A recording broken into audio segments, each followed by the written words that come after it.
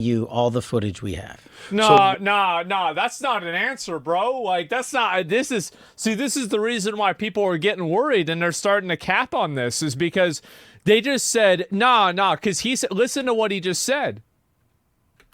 But that was in the news. We're giving you all the footage we have. That is not an answer to whether the cameras went off or not.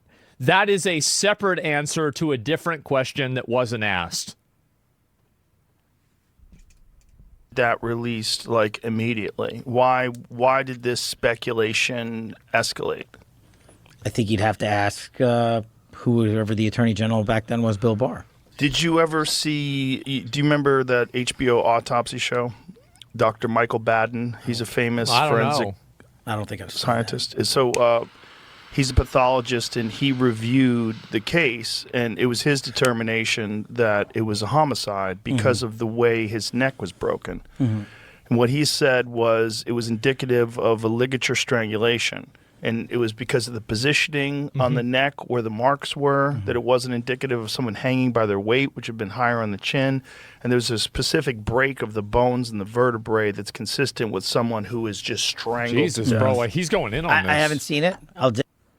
I haven't seen it. The thing is that whether Epstein killed himself or not is, like, in my opinion, not really that's not the big thing. He's dead. What about all the other people that were involved with him?